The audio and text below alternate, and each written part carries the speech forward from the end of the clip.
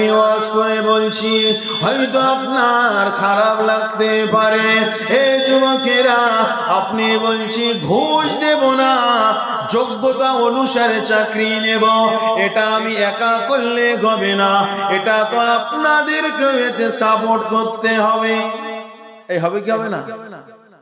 কারণ আপনার ছেলে যোগ্য আছে, আপনি যদি সাপোর্ট করেন, এইরকম ভাবে যদি একটা দুটো পাঁচটা 10টা করতে করতে যদি পশ্চিম বাংলার যদি গোটা ভারতের জমিনে যদি মেজরিটি মানুষ যদি আন্দোলন করতে থাকে, ঘুষের বিনিময়ে কোনো চাকরি নয়, যোগ্যতার বিনিময়ে চাকরি। এই যুবকেরা, আপনার গরিব ছেলেকেও সেই সময় পড়িয়ে আপনি শান্তি পাবেন। ঠিক না বেটি? ম্যাক্সিমাম বাড়ি আমাদের মুসলমানেরা পিছিয়ে যাচ্ছে কোথায়?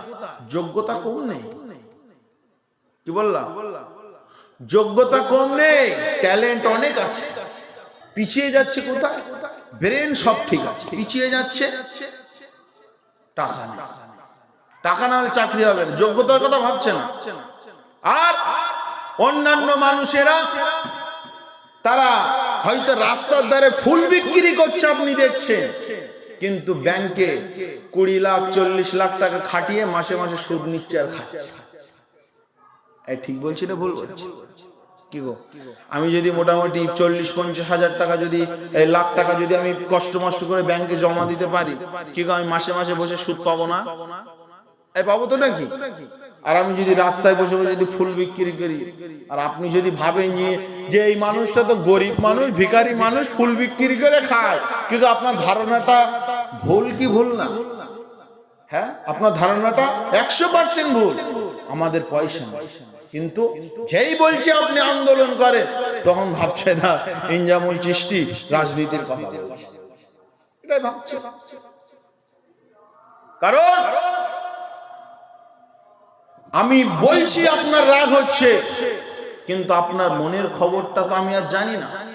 ঠিক আছে, যে একটা আছে না, ওই যে ইউটিউবে মাঝে মাঝে খুব গালাগালি করে, বুঝলেন, ওই যে কি কি কি কবিতা বেশ বলে, বুঝলেন, মানে একটু চোখটা একটু বাঁকা বানা করে, যাই হোক, সে অনেক রকম কবিতা সে বলে, বুঝলেন। তো কবিতার মাধ্যমে অনেক সরকারকে অনেক সময় গালাগালি করে, বুঝে আসছে কথা? রুদ্র রায়, এই দেখেছেন তো নাকি রুদ্র রায়? হ্যাঁ, রুদ্র রায়, ওই মোক্সা কবিতা, রুদ্র রায় মোক্সা কবিতা, এই গালাগালি করে সরকার, বুঝলে। যারা যে সমস্ত কাজগুলো দুর্নীতির কাজ করে, গালাগালি করে, বুঝলে। তো অনেক মানুষ ঘৃণা করে, আবার অনেক মানুষ লেখে যে মানে সবার মনের কথা ও ডাইরেক্ট স্পষ্ট করে বলে দিচ্ছে। ঠিক না বেটি? হ্যাঁ, আপনার মেয়ের রং চাপা আর পাশের বাড়ির মেয়ে পরিষ্কার, ওকে যখন চাকরি দিচ্ছে যোগ্যতা কম, কি আপনি গালি দিবেন কি দিবেন না?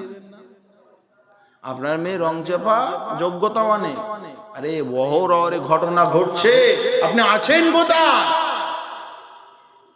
অহরহ কাজের সুযোগ নিয়ে হুমকি দিয়ে ধমকি দিয়ে প্রমোশন করার জন্য কত রকম ভাবে আমাদের সমাজের মেয়েদের কিনে ছিড়িবিড়ি খেলছে। আস্তাগফিরুল্লাহ। আর আমাদের বোনগুলো সেখান থেকে বেরিয়ে আসতে পারছে না, কারণ বাপ কষ্ট করে চাষবাস করে এটা ওটা করে কষ্ট করে এতদূর নিয়ে এসে আর দেব, তা হোম সার্ভিস আর অফিস সার্ভিস যাই হোক গে যা, আমার সবার দেখার দরকার নেই। ইজ্জত বিক্রি।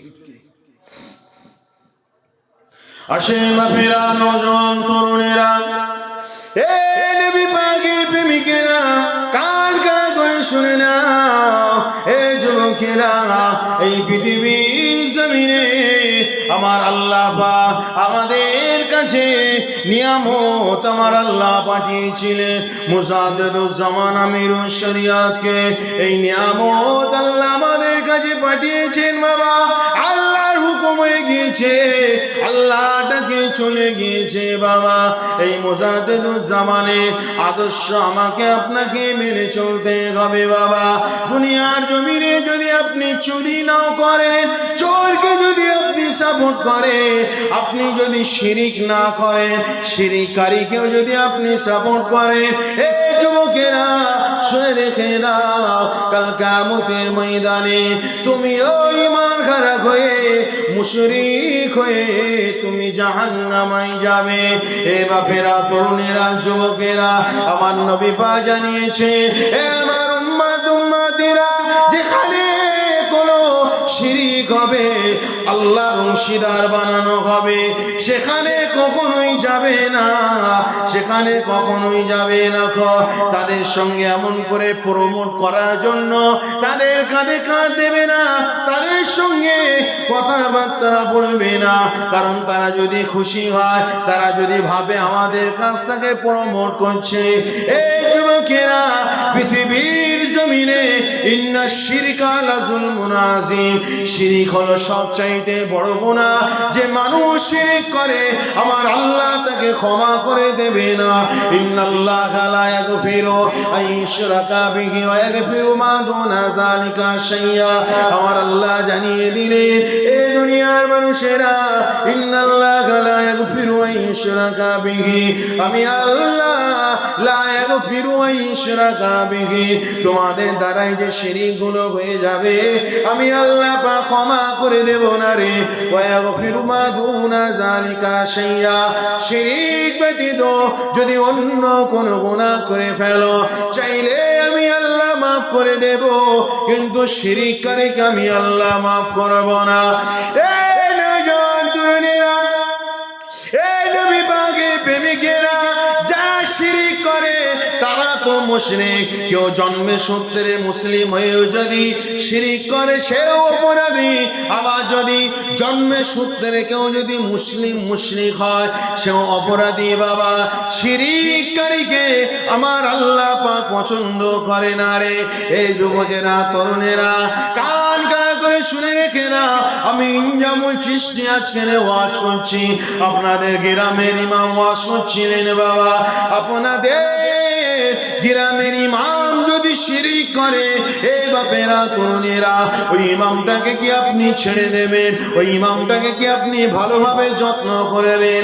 কারণ কি, ওই ইমামটাকে কি আপনি ভালোভাবে সেবা করবেন?